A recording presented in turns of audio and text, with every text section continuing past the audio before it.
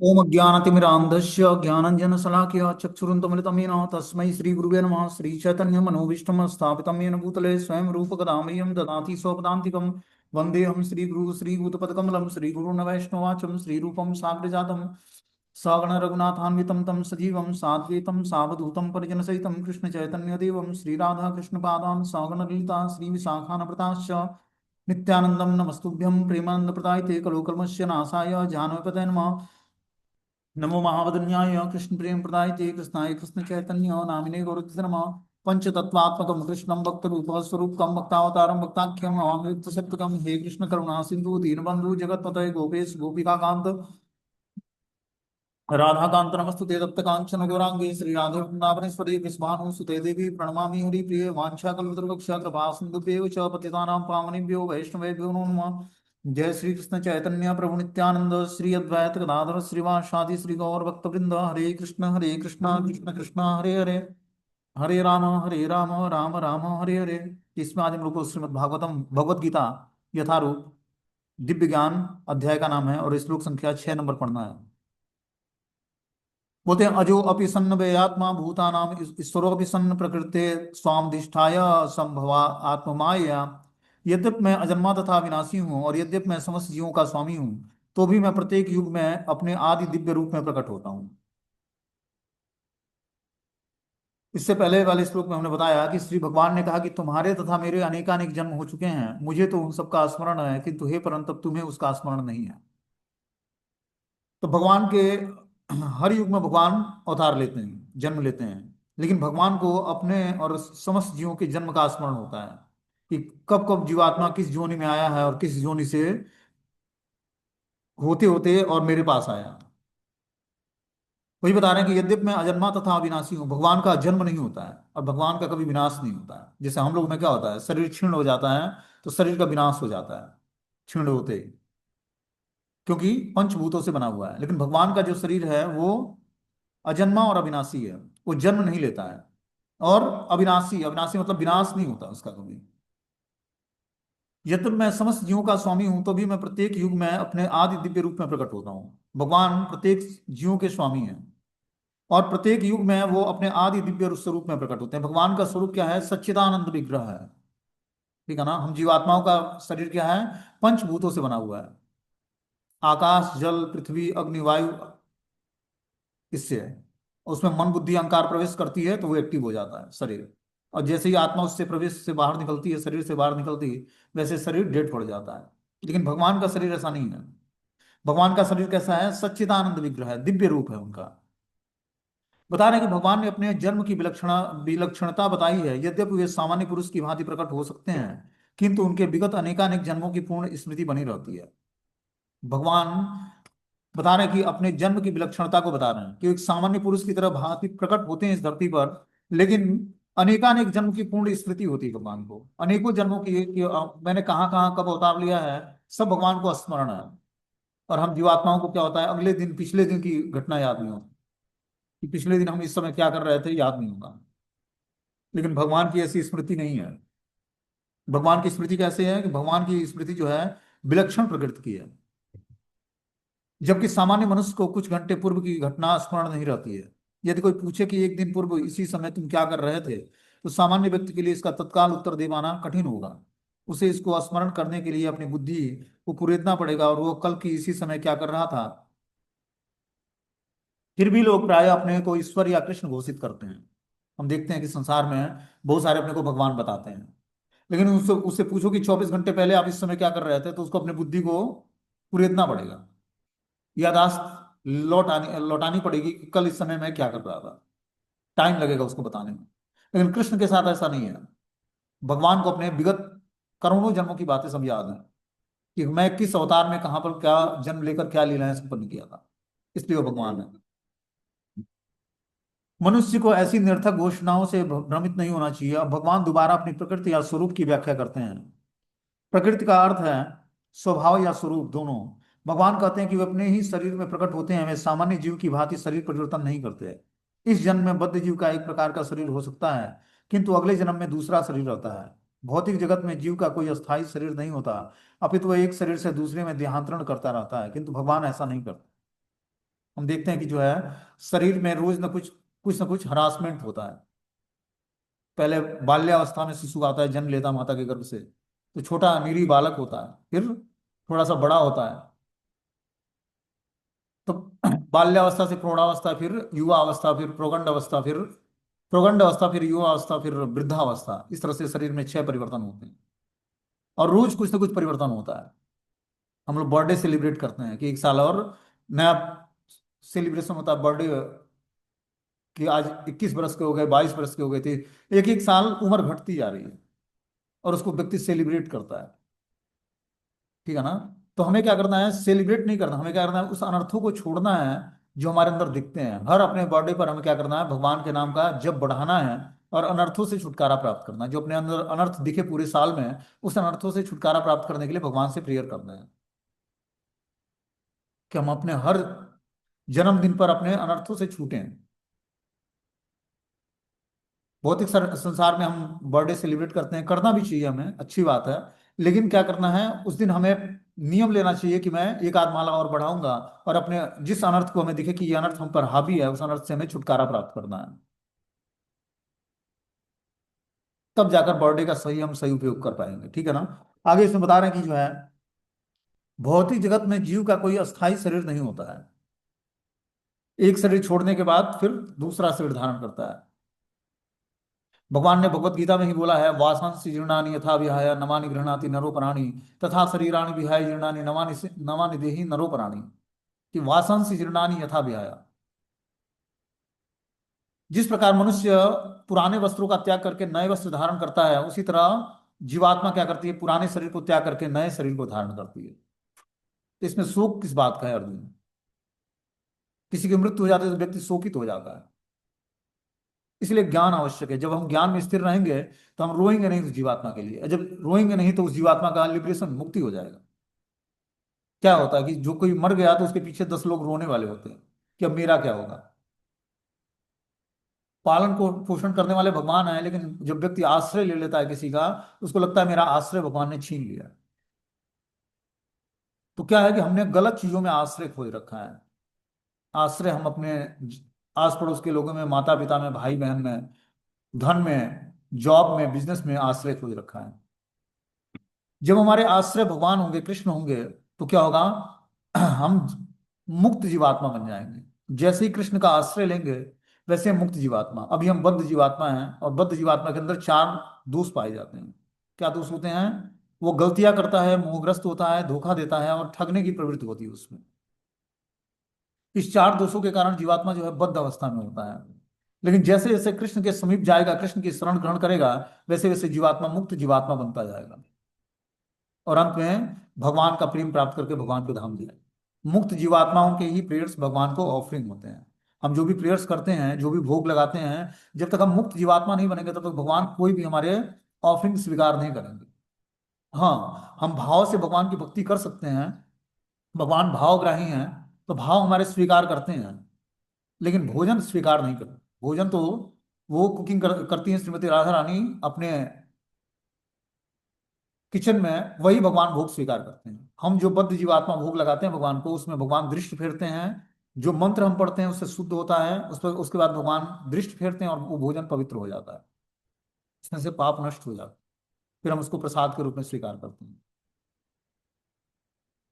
तो वही बता रहे हैं कि जो है भगवान कृष्ण बता रहे हैं कि बाल्यपन से कुमारावस्था, कुमारावस्था से तरुणावस्था करके फिर युवावस्था, और युवावस्था से वृद्धावस्था को शरीर में इस तरह के परिवर्तन होते हैं। फिर भी वे 20-25 बरस के युवक जैसे बता रहे हैं कि जो है कुरुक्षेत्र के युद्ध के समय उनके अनेक पौत्र थे, या दूसरे शब्दों में वे भौतिक गणना के अनुसार काफी वृद्ध थे। फिर भी वो 20-25 बरस के युवक जैसे लगते थे। हमें कृष्ण की वृद्धावस्था का कोई चित्र नहीं दिखता, क्योंकि वे कभी भी हमारे समान वृद्ध नहीं होते हैं। वे तीनों काल में, भूत, वर्तमान और भविष्य में सबसे वयोवृद्ध पुरुष हैं। न तो उनका शरीर, न ही बुद्धि कभी क्षीण होती है या बदलती है। अतः यह स्पष्ट है कि इस जगत में रहते हुए वे उसी अजन्मा सच्चिदानंद रूप वाले, जिनके दिव्य शरीर तथा बुद्धि में कोई परिवर्तन नहीं होता, वस्तुतः उनका आविर्भाव या तिरोभाव सूर्य के उदय होने और अस्त होने के समान है। भगवान मान लो कि कृष्ण रूप में आए, यहाँ पर लीलाएं संपन्न की है, फिर यहाँ से उन्होंने अपने लीलाएं समेटा, और फिर किसी दूसरे ब्रह्मांड में भगवान की लीलाएं होती हैं। मतलब जैसे सूर्य अस्त होता है यहाँ पर, तो कहीं जाकर उग भी जाता है। यहाँ वो अस्त हुआ तो कहीं उगता है वो। उसी तरह भगवान कृष्ण जब अपनी लीलाएं यहाँ पर करते हैं धराधाम पर, और फिर लीलाएं समेट लेते हैं, तो फिर कहीं दूसरे ब्रह्मांड में वो लीलाएं होती हैं। ठीक है ना। पता ये नहीं कि भगवान की लीलाएं धरती पर नहीं हो रही तो समाप्त हो गया, अब लीला भगवान नहीं कर रहे, नहीं ऐसा नहीं है। भगवान एक जगह से लीलाएं समेटते हैं तो अगली जगह लीलाएं संपन्न करते हैं।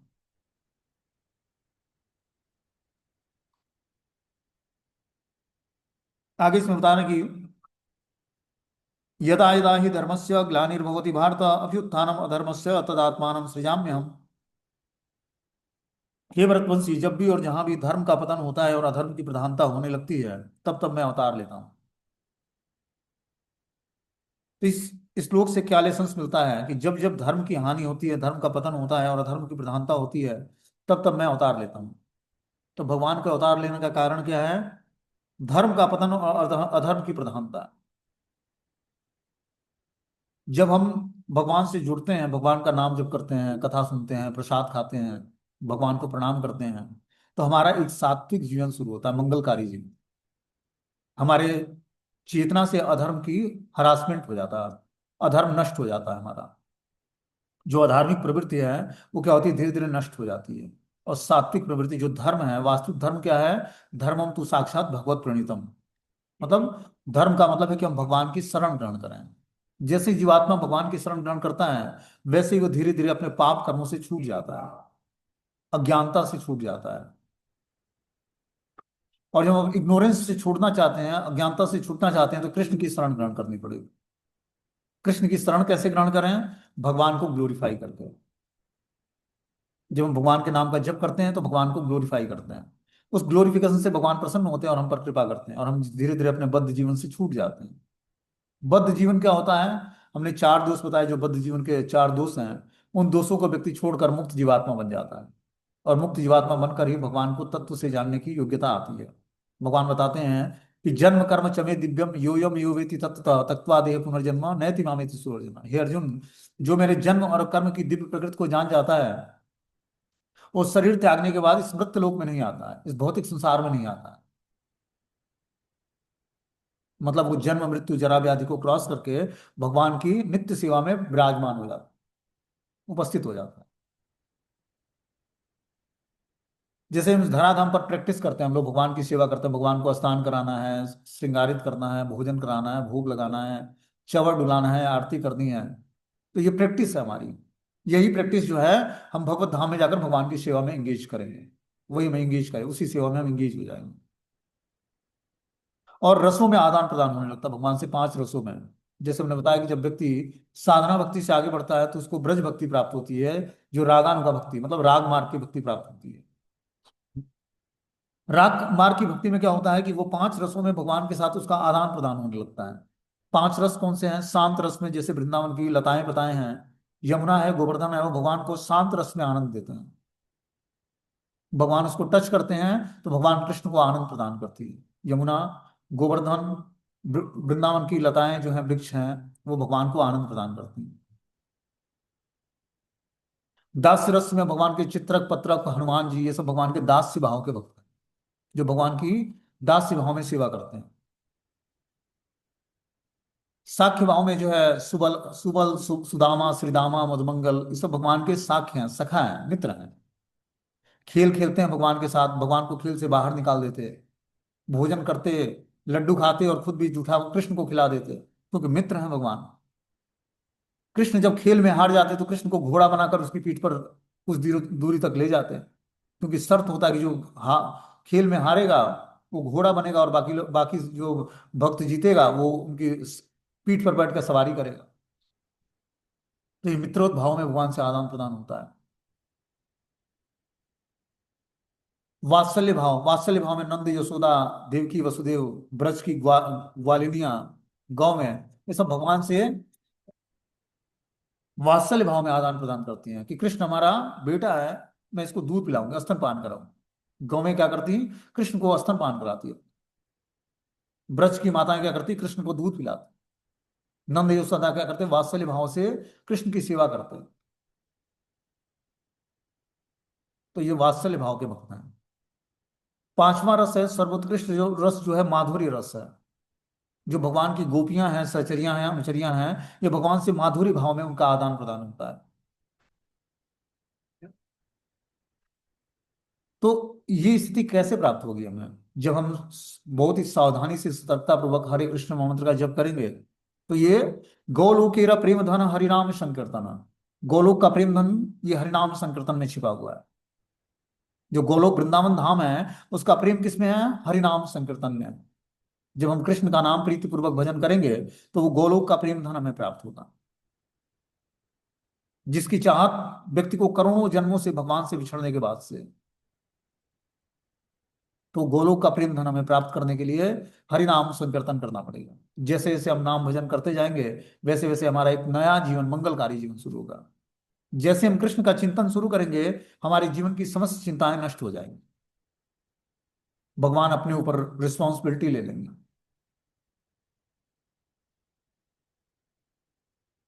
तो नाम जप करने का मेथड क्या है? कि हम मुख से उच्चारण करें, कान से ध्यान पूर्वक एक एक मंत्र के एक एक अक्षरों को सुने। ये होता है मेडिटेशन करना। तो मंत्र को जब हम मेडिटेशन करेंगे, तो हृदय में जाकर हमारे हृदय के दर्पण को साफ करेगा। क्या करेगा? चेतो दर्पण मार्जनम भव महादावाग्नि निर्वापणम श्रेयो कैरो चंद्रिका वितरणम विद्यावधू जीवनम आनंदाम बुद्धिवर्धनम प्रतिपदम पूर्णामृत आस्वादनम सर्वात्मनम परम विजेते श्री कृष्ण संकीर्तनम। ये शिक्षाष्टकम का पहला श्लोक है। शिक्षाष्टकम का भगवान श्री चैतन्य महाप्रभु ने 8 श्लोकों के माध्यम से श्रद्धा से साधु संग, भजन क्रिया, अनर्थ निवृत्ति, निष्ठा, रुचि, आसक्ति भाव और भगवान का शुद्ध प्रेम, ये 8 स्टेजेस जपा में 9 अंतराल बताए, 9 सीढ़ियां बताए, 9 स्टेप बताए, कि अब इस 9 स्टेपों को पार करके भगवान का शुद्ध प्रेम प्राप्त कर लोगे। तो इस तरह से जो है, जब हम चेतो दर्पण मार्जनम, हरि नाम क्या करता है? हमारे चित्त के दर्पण को साफ करता है। चित्त क्या है? हमारा जो हृदय है, अनेक मलिनताओं से घिरा हुआ है। अनेक जन्मों के जो संस्कार हृदय पे छपे होते हैं, वो हरि नाम क्या करता है? उसको शुद्ध करता है। जब हम कान के रास्ते हरि नाम हमारे हृदय में जाएगा, तो हमारा हृदय पवित्र हो जाएगा। और पवित्र हृदय से ही हम भगवान का चिंतन कर पाएंगे, भगवान का भजन कर पाएंगे।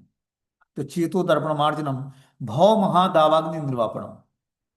इस भौतिक संसार में, हृदय में जो है, व्यक्ति को भौतिक हैंकरिंग होती है, भौतिक वस्तुओं को पाने की लालच होती है। कि और गाड़ी खरीदने हैं, बंगले खरीदने हैं, मोबाइल सेट लेना है, ड्रेस लेना है, सुंदर दिखना है। ये क्या है? बहुत सारी इच्छाएं हैं हमारे अंदर, भौतिक भोग की इच्छाएं। उस इच्छाओं से व्यक्ति धीरे धीरे छुटकारा प्राप्त करता है। तो भव महादावाग्नि निर्वापणम। फिर श्रायो करो चंद्रिका वितरणम। भगवान क्या करते हैं? हृदय को शीतल कर देते हैं। भगवान भगवान का नाम हृदय को क्या करता है? पवित्र कर देता है, शीतल कर देता है। श्रेयो कैरो चंद्रिका वितरणम। विद्या रूपी वधु का यही जीवन है, कि हरिनाम संकीर्तन करना। आनंदाम बुद्धिवर्धनम प्रतिपदम। आनंद और बुद्धि का वर्धन होता है। प्रति पदम मतलब एक एक कदम पर। आनंदाम बुद्धिवर्धनम प्रतिपदम पूर्ण अमृत आस्वादनम। पूर्ण अमृत का आस्वादन होता है हर एक कदम पर। सर्वात्मनम परम विजेते श्री कृष्ण संकीर्तनम। ऐसे श्री कृष्ण संकीर्तन की विजय होती है। तो हमें क्या करना है? नाम संकीर्तन करना है। यही कलयुग का धर्म है। कलौ दोष निधे राजन अस्ति एक महान गुणा। तो क्या? कीर्तनादेव कृष्ण से मुक्त संग परम ब्रजे। कि कलयुग महान दोषों का खान होने के बाद एक महान गुण क्या है? व्यक्ति अगर जो हरिनाम संकीर्तन करता है, तो अपने कलहु दोष निधे राजन अस्ति एक महान गुण कीर्तनादेव कृष्ण से मुक्त संग परम ब्रजे। वो मुक्ति लाभ कर लेता है, भगवत नाम का जप करके धीरे धीरे मुक्त हो जाता है। तो इसलिए हमें क्या करना है? कलयुग का महान हथियार है हरे कृष्ण महामंत्र का जाप करना। जब हम महामंत्र का जाप करते हैं, तो समस्त भव बंधनों से मुक्त हो जाते हैं, और एक नया जीवन शुरू होता है, मंगलकारी जीवन। ठीक है ना? तो हमें महामंत्र का ध्यान पूर्वक जप करना है। बता रहे हैं कि जो है, यहाँ पर सृजामि शब्द महत्वपूर्ण है। सृजामि सृष्टि के अर्थ में प्रयुक्त हुआ है, क्योंकि पिछले श्लोक में के अनुसार भगवान के स्वरूप या शरीर की सृष्टि नहीं होती, क्योंकि उनके सारे स्वरूप शाश्वत रूप से विद्यमान रहते हैं। अतः सृजामि का अर्थ है कि भगवान स्वयं यथारूप में प्रकट होते हैं। यद्यपि भगवान कार्यक्रमानुसार, अर्थात ब्रह्मा के एक दिन के 7वें मनु 28वें युग के द्वापर के अंत में प्रकट होते हैं, किंतु वे इस नियम का पालन करने के लिए बाध्य नहीं है। तो भगवान जो है, हर मनवंतर के सातवें मनु के 28वें युग के द्वापर युग में प्रकट होते हैं भगवान कृष्ण, जो कि अभी 5,000 वर्ष पहले समाप्त हुआ है। ठीक है ना। तो 28वें युग के द्वापर युग में, 28वें युग में प्रकट होते हैं भगवान, 7वें मनवंतर के 28वें युग के द्वापर में। किंतु वे इस नियम के लिए पालन करने में बाध्य नहीं। और चैतन्य महाप्रभु भी 7वें मनवंतर के 28वें युग में के कलयुग में भगवान चैतन्य महाप्रभु प्रकट होते हैं। तो इस प्रकार भगवान कृष्ण और भगवान चैतन्य महाप्रभु 28वें युग के द्वापर और कलयुग में प्रकट होते हैं। और हम बद्ध जीवों पर कृपा करने के लिए भगवान कृष्ण अवतार लेते हैं और भगवान श्री चैतन्य महाप्रभु अवतार लेते हैं। और इस तरह से जीवात्मा भगवान के आदेश का पालन करके धीरे धीरे अपने पाप कर्मों से छूटकर और भगवान की नित्य लीलाओं में भगवान के गोलोक वृंदावन धाम को प्राप्त करता है। अतः जब भी अधर्म की प्रधानता तथा धर्म का लोप होता है तो वे स्वेच्छा से प्रकट होते हैं। धर्म के नियम वेदों में दिए गए हैं। यदि इन नियमों के पालन में कोई त्रुटि आती है तो मनुष्य अधार्मिक हो जाता है। जो धर्म के नियम बताए गए हैं और जो हम उसमें कुछ त्रुटि लाते हैं तो हम अधार्मिक बन जाते हैं। श्रीमद् भागवतम में बताया गया कि ऐसे नियम भगवान के नियम हैं। केवल भगवान ही किसी धर्म की व्यवस्था कर सकते हैं। वेद भी मूलतः ब्रह्मा के हृदय में भी भगवान द्वारा उच्चारित माने जाते हैं। कि वेद जो हैं ब्रह्मा के हृदय में भगवान के द्वारा उच्चारित होता है। ब्रह्मा जी सृष्टि का क्रिएशन करते हैं तो 4 वेद उनसे प्रकट होते हैं, भगवान के द्वारा प्रकट किए जाते हैं। और ब्रह्मा जी उस 4 वेदों के नियमों को क्या करते हैं, प्रतिष्ठित करते हैं। धर्म के नियम भगवान के प्रत्यक्ष आदेश हैं। धर्मम तु साक्षात भगवत प्रणीतम, भगवत गीता में आद्योपांत इसी नियम का संकेत किया गया है कि वेदों का उद्देश्य परमेश्वर के आदेशानुसार ऐसे नियमों को स्थापित करना है जो गीता के अंत में भगवान स्वयं आदेश देते हैं। सर्वोच्च धर्म उनकी शरण ग्रहण करना है। वैदिक नियम जीव को पूर्ण शरणागति की ओर अग्रसर कराने वाले हैं। जब भी असुरों द्वारा इन नियमों में व्यवधान आता है तो तभी भगवान प्रकट होते हैं। श्रीमद् भागवतम पुराण से हम जानते हैं कि बुद्ध कृष्ण के अवतार हैं, जिनका प्रादुर्भाव उस समय हुआ जब भौतिकतावादी का बोलबाला था और भौतिकतावादी लोग वेदों के प्रमाण को बनाकर उसकी आड़ ले रहे थे। यद्यपि वेदों के विशिष्ट कार्यों में केवल पशु बलि के विषय में कुछ सीमित विधान है, किंतु आसुरी वृत्ति वाले लोग वैदिक नियमों का संदर्भ दिए बिना पशु बलि को अपनाए हुए थे। तो भगवान बुद्ध का अवतार इसलिए हुआ कि वो पशु बलि का जो उस समय पशुओं की बलि दी जा रही थी, इस कारण से भगवान ने बुद्ध अवतार लेकर और सारे लोगों को वेदों का खंडन किया और पशु बलि को बताया कि ये गलत कार्य है। लोग क्या करते हैं कि वेदों के नियम को समझ के और पशुओं की बलि देना शुरू कर दिए थे। 8वां श्लोक है, परित्राणाय साधूनां विनाशाय च दुष्कृतां धर्म संस्थापनार्थाय संभवामि युगे युगे। भक्तों का उद्धार करने, दुष्टों का विनाश करने और धर्म की फिर से स्थापना करने के लिए भगवान हर युग में प्रकट होते हैं। तो भगवान का प्राकट्य किस लिए होता है? भक्तों का परित्राण करने के लिए, उद्धार करने के लिए, दुष्टों का विनाश करने और धर्म की फिर से स्थापना करने के लिए भगवान हर युग में प्रकट होते हैं। बता रहे हैं भगवत गीता के अनुसार साधु कृष्ण भावनाभावित व्यक्ति है। अधार्मिक लगने वाले व्यक्ति में भी यदि पूर्ण कृष्ण चेतना हो तो उसे साधु समझना चाहिए। कि अगर जो कोई व्यक्ति अधार्मिक लगता है लेकिन उसकी चेतना पूर्णतः कृष्ण चेतना है तो उसे साधु समझना चाहिए। दुष्कृताम उन व्यक्तियों के लिए आया है जो कृष्ण भावनामृत की परवाह नहीं करते। ऐसे दुष्कृताम या उपद्रवी, मूर्ख तथा अधम व्यक्ति कहलाते हैं। भले ही वह सांसारिक शिक्षा के वशीभूत क्यों न हो, इसके विपरीत यदि कोई 100% कृष्ण भावनामृत में लगा रहता है तो विद्वान या सुसंस्कृत न भी हो तो फिर भी वो साधु माना जाता है। बता रहे हैं कि जो है दुष्कृति या उपद्रव या मूर्ख या अधम व्यक्ति वो होता है जो गलत कार्य करता है, वो सांसारिक शिक्षा के वशीभूत होता है। इसके विपरीत यदि कोई 100% कृष्ण भावनामृत में लगा रहता है तो विद्वान या सुसंस्कृत कहलाता है।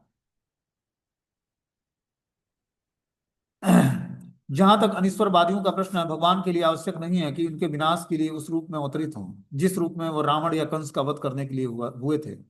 भगवान के ऐसे अनेक अनुचर हैं जो असुरों का संहार करने में सक्षम है, किंतु भगवान तो अपने उस निष्काम भक्तों को तुष्ट करने के लिए विशेष रूप से अवतार लेते हैं जो असुरों द्वारा निरंतर तंग किए जाते हैं। असुर भक्त को तंग करता है भले ही वह उसका सगा संबंधी क्यों ना हो। यद्यपि प्रहलाद महाराज हिरण्यकशिपु के पुत्र थे, किंतु तो भी वे अपने पिता द्वारा उत्पीड़ित थे। इसी प्रकार कृष्ण की माता देवकी यद्यप कंस की बहन थी, किंतु उसे तथा उसके पति वसुदेव को उन्होंने दंडित किया था, क्योंकि उनने उनमें से कृष्ण का जन्म हुआ था। अतः भगवान कृष्ण मुख्यतः देवकी के उद्धार करने के लिए प्रकट हुए थे, और कंस को मारने के लिए नहीं। तो भगवान असुरों को मारने के लिए प्रकट नहीं हुए। वो तो चलो हैं तो वो कर देते हैं। भगवान का कार्य है भक्तों का परित्राण करना। भक्तों का उद्धार करने के लिए भगवान प्रकट होते हैं, न कि भक्तों का असुरों का संहार। असुरों का संहार तो भगवान की शक्तियों के द्वारा हो जाएगा, लेकिन का परित्राण करने के लिए असुरों का वध करते हैं। तो लीलाएं संपन्न करते हैं भगवान, जैसे कंस को मारने के लिए भगवान ने लीला रचा। तो जब लीला करते हैं भगवान, तो क्या होता है, उस लीलाओं के माध्यम से आज जब भक्त लोग उनका गुणगान करते हैं उन लीलाओं का, तो क्या होता है, धीरे धीरे उनका भी शुद्धिकरण होता है। जैसे भगवान ने मथुरा में, वृंदावन में लीलाएं की, उसके बाद कंस का वध किया, तो उन लीलाओं को जो पढ़ता है, उसके पढ़ने मात्र से क्या होता है, उसका शुद्धिकरण होता है। भगवान की जो दिव्य लीलाएं हैं जन्म और कर्म की, उसको पढ़ने मात्र से, स्मरण मात्र से व्यक्ति पवित्र हो जाता है। बोलते हैं कि भगवान कृष्ण मुख्यतः देवती के उद्धार के लिए प्रकट हुए, देवकी के, कंस को मारने के लिए नहीं, किंतु ये दोनों कार्य एक साथ संपन्न हो गया। अतः यहाँ कहा गया कि भगवान भक्तों का उद्धार करते हैं और दुष्ट असुरों का संहार करने के लिए विभिन्न अवतार लेते हैं। भगवान का अवतार भक्तों का परित्राण करने के लिए होता है, लेकिन साथ में वो दुष्टों का संहार भी कर देते हैं। तो दुष्टों का संहार करके भी उन पर कृपा करते हैं भगवान, और भक्तों का उद्धार करके भी भगवान कृपा करते हैं। तो कृपा दोनों पे करते हैं, असुरों का वध करके और जो दैवी प्रकृति का आश्रय लिया हुआ है उसका उद्धार करके। बोलते हैं कृष्णदास कविराज गोस्वामी कृत चैतन्य चरितामृत के निम्नलिखित श्लोकों में अवतार के सिद्धांतों का सारांश प्रकट हुआ है। सृष्टि हेतु यही मूर्ति प्रपंच अवतरे, से ईश्वर मूर्ति अवतार नाम धरे। मायातीत परम व्योम सवार अवस्थान, विश्व अवतरी धरे अवतार नाम। अवतार अथवा ईश्वर का अवतार भगवान से भौतिक प्राकट्य हेतु होता है। ईश्वर का विशिष्ट रूप जो इस प्रकार अवतरित होता है अवतार कहलाता है। ऐसे अवतार भगवत धाम में स्थिर रहते हैं। जब वे भौतिक सृष्टि में उतरते हैं तो उन्हें अवतार कहा जाता है। अवतार कई प्रकार के होते हैं, यथा पुरुषा अवतार, गुणा अवतार, लीला अवतार, सकत्यावेश अवतार, मनवंतर अवतार और युगा अवतार। इन सबका इस ब्रह्मांड में क्रमानुसार अवतरण होता है, किंतु भगवान कृष्ण आदि भगवान है और समस्त अवतारों के उद्गम है। भगवान श्री कृष्ण शुद्ध भक्तों की चिंताओं को दूर करने के लिए विशिष्ट प्रयोजन से अवतार लेते हैं, जो उन्हें उनकी मूल वृंदावन लीलाओं के रूप में देखने को उत्सुक रहते हैं। अतः कृष्ण का अवतार मूल उद्देश्य अपने निष्काम भक्तों को प्रसन्न करने के लिए होता है। तो भगवान का अवतार होता है अपने निष्काम भक्तों का परित्राण करने के लिए, न कि असुरों का संहार करने के लिए। ठीक है। आगे 9वें श्लोक में बताते हैं भगवान कि जन्म कर्म च मे दिव्यम यो यम यो वेति तत्वता तत्वादि पुनर्जन्म नयति मामेति सो अर्जुन। हे अर्जुन, जो मेरे आविर्भाव और कर्मों के दिव्य प्रकृति को जानता है, वह इस शरीर को छोड़ने पर इस भौतिक संसार में पुनः जन्म नहीं लेता, अभी तो मेरे सनातन धाम को प्राप्त करता है। तो भगवान के जन्म और कर्म की, आविर्भाव और कर्मों की जब हम दिव्य प्रकृति को जान लेते हैं, तो इस शरीर को छोड़ने के बाद इस भौतिक संसार में जन्म नहीं लेते, अभी तो भगवान के सनातन धाम को प्राप्त करते हैं। सनातन धाम कौन सा है? गोलोक वृंदावन धाम, वही सनातन धाम है। तो सनातन धाम को हम प्राप्त कर लेते हैं। उसके लिए क्या करना पड़ेगा? भगवान के दिव्य आविर्भाव और तिरोभाव की दिव्य लीलाओं को जानना पड़ेगा। बोलते हैं 6ठे श्लोक में भगवान के दिव्य धाम से उनके अवतरण की व्याख्या हो चुकी है। जो मनुष्य भगवान के आविर्भाव के सत्य को समझ लेता है, वह इस भव बंधन से मुक्त हो जाता है, और इस शरीर को छोड़ते ही वह तुरंत भगवान के धाम को लौट जाता है। भव बंधन से जीव की ऐसी मुक्ति सरल नहीं है। पता नहीं कि भव बंधन से जीव की मुक्ति सरल नहीं है, आसान नहीं है कि कोई जीवात्मा भव बंधन से मुक्ति प्राप्त करके और भगवान के धाम चला जाए। निर्विशेषवादी या योगी जन पर्याप्त कष्ट या अनेकानेक जन्मों के बाद भी मुक्ति प्राप्त कर पाते हैं। इतने पर भी उन्हें जो मुक्ति भगवान के निराकार ब्रह्मज्योति में तदात्म प्राप्त करने के रूप में मिलता है, वह आंशिक मुक्ति कहलाती है। जैसे हम देखते हैं कि बहुत सारी संस्थाएं जो है ब्रह्म ज्योति का ध्यान करना करना सिखाती हैं, या योगी जन हैं जो ध्यान में परमात्मा का दर्शन करते हैं। तो ऐसे योग प्रक्रिया का पालन करके या ध्यान करके जो है व्यक्ति अनेकानेक जन्मों के बाद मुक्ति प्राप्त करता है। इतने पर भी उसे जो मुक्ति भगवान की निराकार ब्रह्म ज्योति में तदात्म प्राप्त करने के रूप में मिलती है। वो आंशिक होती है। इस भौतिक संसार में लौट आने का भय बना रहता है। कोई व्यक्ति निराकार ब्रह्म में समाहित भी हो जाता है, वहां से भी उसको लौटने के चांसेस होते हैं। उसमें भगवान की ब्रह्म ज्योति मतलब भगवान के शरीर से निकला हुआ जो तेज होता है, उसमें जाकर वो स्टार के रूप में, फ्लुएंस के रूप में समाहित हो जाता है। लेकिन वहां से भी जीवात्मा का पतन हो जाता है। भगवान का रियलाइजेशन, जिसने हमने बताया था कि तीन कैटेगरी में हम भगवान को रियलाइज करते हैं। क्या? ब्रह्म के रूप में, जो निर्विशेष ब्रह्म है, भगवान के शरीर से निकला हुआ तेज, उसके रूप में कितने लोग भगवान को रियलाइज करते हैं। दूसरा है परमात्मा रूप में भगवान को रियलाइज करना। तो भगवान परमात्मा के रूप में हर एक जीवात्मा के हृदय में निवास करते हैं। तो कोई उनको परमात्मा के रूप में देख पाता है। ब्रह्म, परमात्मा और भगवान। भगवान का रियलाइजेशन तब होता है जब हम भगवान की प्रेम भक्ति करते हैं, भगवान के नाम का जप करते हैं, कीर्तन कथा सुनते हैं, भोग लगाना है, भगवान को प्रणाम करना है, श्रृंगारित करना है, ये सारी एक्टिविटी जब हम करते हैं तो भगवान उससे प्रसन्न होते हैं।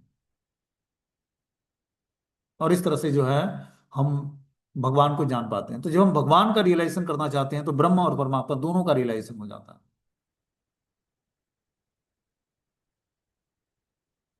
और भगवान का भी रियलाइजेशन हो जाता है। जब हम परमात्मा का रियलाइजेशन करते हैं तो ब्रह्म और परमात्मा का रियलाइजेशन होता है, भगवान का रियलाइजेशन नहीं होता है। और जब हम ब्रह्म का रियलाइजेशन करते हैं तो ब्रह्म का रियलाइजेशन होता है, भगवान और परमात्मा का रियलाइजेशन नहीं होता। तो इस तीन कैटेगरी में हम भगवान को ब्रह्म, परमात्मा और भगवान के रूप में रियलाइज कर लेते हैं। जैसे जो अपने मेथड को फॉलो करता है उस तरह उसको रियलाइजेशन होता है। कोई ब्रह्म ज्योति का ध्यान करता है तो ब्रह्म ज्योति में भगवान के शरीर से निकला हुआ जो तेज है उसको रियलाइज कर पाता है अपने जीवन में, कि भगवान एक तेज के रूप में है। भगवान का कोई रूप नहीं है, वो एक ज्योति के रूप में है जिसका व्यक्ति ध्यान ध्यान करता है। दूसरा है हृदय में बैठे परमात्मा के रूप में भगवान को रियलाइज करना। हर एक हृदय में भगवान परमात्मा रूप में निवास करते हैं। तो कुछ लोग उस तरह से रियलाइज करते हैं कि हर हृदय में भगवान परमात्मा रूप में बैठे हुए हैं। तो जैसे जिसके भक्ति का स्टैंडर्ड होता है, उसने भगवान रियलाइज अपना रियलाइजेशन कराते हैं। उसको बता रहे हैं कि जो है ब्रह्म संहिता में ये बताया गया है कि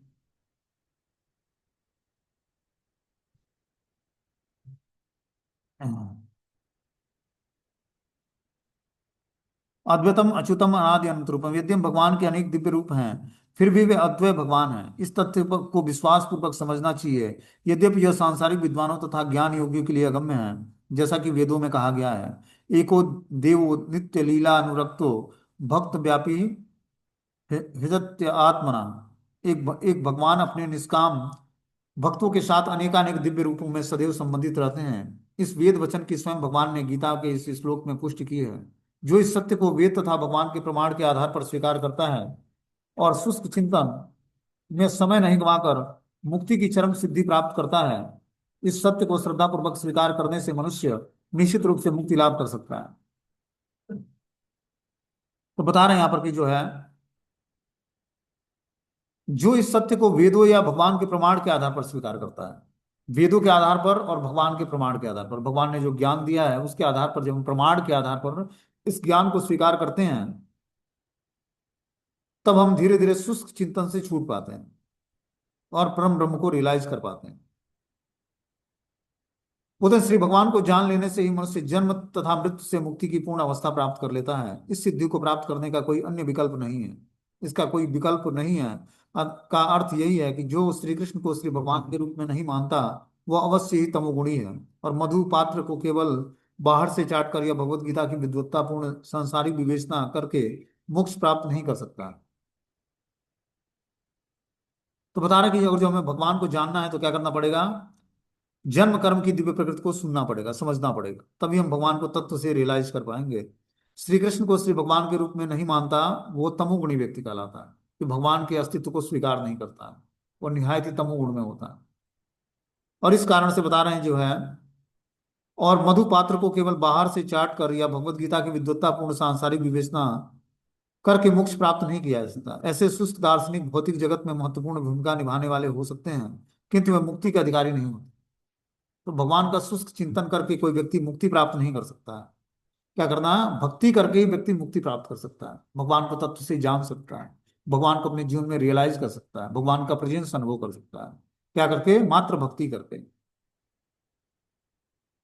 बोलते हैं, भगवान की आहितकी की कृपा की प्रतीक्षा जब तक व्यक्ति नहीं करेगा, और मनुष्य को चाहिए कि श्रद्धा तथा ज्ञान के साथ कृष्ण भावनामृत का अनुशीलन करे, और सिद्धि प्राप्त करने का यही उपाय है। तो हमें इस भक्ति में सिद्धि प्राप्त करनी है, तो श्रद्धा तथा ज्ञान के साथ कृष्ण भावनामृत का अनुशीलन करना पड़ेगा, तभी हम धीरे धीरे भगवान को जान पाएंगे।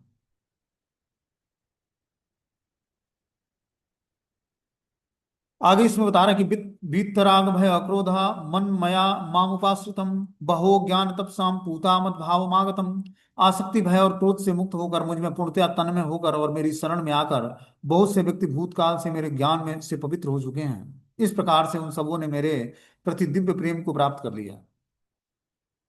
तो भगवान के प्रति दिव्य प्रेम को प्राप्त करने के लिए आसक्ति भय और क्रोध से मुक्त होना पड़ेगा। आसक्ति, भौतिक संसार में हम बहुत सारी चीजों से आसक्त होते हैं, माता पिता से, भाई बहन से, दोस्त मित्र से, धन से, ऑफिस कार्यालय से, बिजनेस व्यापार से। तो इन आसक्तियों को छोड़कर जब हम भगवान से आसक्त होंगे, भय और क्रोध से मुक्त होंगे, और भगवान में पूर्णतया तल्लीन हो जाएंगे, तन्मय हो जाएंगे, और भगवान की शरण ग्रहण करेंगे, तब व्यक्ति भूतकाल में मेरे ज्ञान से पवित्र हो चुका होता है। जब वो आसक्ति भय और क्रोध से मुक्त हो जाता है और भगवान में पूर्णतः तन्मय हो जाता है, तो ऐसी शरण में आकर बहुत से व्यक्ति भूतकाल में मेरे ज्ञान से पवित्र हो चुके हैं। इस प्रकार से उन सबों ने मेरे प्रति दिव्य प्रेम को प्राप्त कर लिया। तो इस प्रकार हम लोग भी भगवान के दिव्य प्रेम को प्राप्त कर सकते हैं, और जो हम आसक्ति भय और क्रोध से मुक्त हो जाएं, तब होते हैं। आसक्त व्यक्ति के लिए परम सत्य के स्वरूप को समझ पाना अत्यंत कठिन है। जो आसक्त है भगवान सांसारिक चीजों में, वो भगवान को रियलाइज नहीं कर सकता है, परम सत्य को जान नहीं सकता है। परम सत्य को जानने के लिए समस्त धर्मों का परित्याग करना पड़ेगा। ठीक है ना, तब हम धीरे धीरे परम सत्य को रियलाइज कर पाएंगे। विषयों में आसक्त व्यक्ति को परम सत्य के स्वरूप को समझ पाना अत्यंत कठिन है। जो व्यक्ति विषय भोग में लगा हुआ है, वो परम सत्य को समझ नहीं सकता है। सामान्यतः जो लोग देहात्म बुद्धि में आसक्त होते हैं, वे भौतिकतावाद में इतने तल्लीन होते हैं कि उनके लिए समझ पाना असंभव होता है कि परमात्मा परमात्मा व्यक्ति भी हो सकता है। ऐसे भौतिकतावादी व्यक्ति इसकी कल्पना भी नहीं कर सकते कि ऐसा भी दिव्य शरीर है जो नित्य तथा सच्चिदानंदमय है। भौतिकतावादी धारणा के अनुसार शरीर नाशवान, अज्ञानमय और अत्यंत दुखमय है। अतः जब लोगों को भगवान के साकार रूप के विषय में बताया जाता है, तो उनके मन में शरीर की यही धारणा बनी रहती है। ऐसे भौतिकतावादी पुरुषों के लिए विराट भौतिक जगत का स्वरूप ही परम तत्व है। फलतः वे परमेश्वर को निराकार मानते हैं और भौतिकता में इतने लीन रहते हैं कि भौतिक पदार्थों से मुक्ति के बाद भी अपना स्वरूप बनाए रखने के विचार से डरते हैं। आध्यात्मिक जीवन भी व्यक्तिगत तथा साकार होता है, अतः वे पुनः व्यक्ति बनने से भयभीत हो उठते हैं। अतः वे निराकार शून्य से तादात्म्य होना पसंद करते हैं। बोलते हैं कि जो है, जब लोगों को भगवान के साकार रूप के विषय में बताया जाता है, तो उनके मन में शरीर की यही धारणा बनी रहती है। ऐसे भौतिकतावादी पुरुषों के लिए विराट भौतिक जगत का स्वरूप ही परम तत्व है। कि जो भगवान का द्विज रूप है, उसको बहुत कम लोग भगवान के रूप में स्वीकार करते हैं। लेकिन जब भगवान विराट रूप अपना दिखाया है अर्जुन को, तो उस स्वरूप को देखकर जो जो भी देखा उस कुरुक्षेत्र युद्ध स्थल में, तो कृष्ण को भगवान के रूप में स्वीकार किया। क्योंकि उस स्वरूप में भगवान का दिव्य स्वरूप था, और अनेक भुजाएं, अनेक मुख, अनेक हाथ और अनेक पैर, सब कुछ इनफाइनाइट मात्रा में था, और समस्त चराचर जगत उसमें दिख रहा था भगवान के शरीर में। यहाँ तक कि अर्जुन घोड़े और भगवान श्री कृष्ण सुम उस स्वरूप में थे, विराट रूप में। तब सबने स्वीकार किया, जिसने देखा कि कृष्ण ही पूर्ण पुरुषोत्तम भगवान है। ठीक है, हरे कृष्णा। ये मीटिंग क्लोज हो जाएगा आज।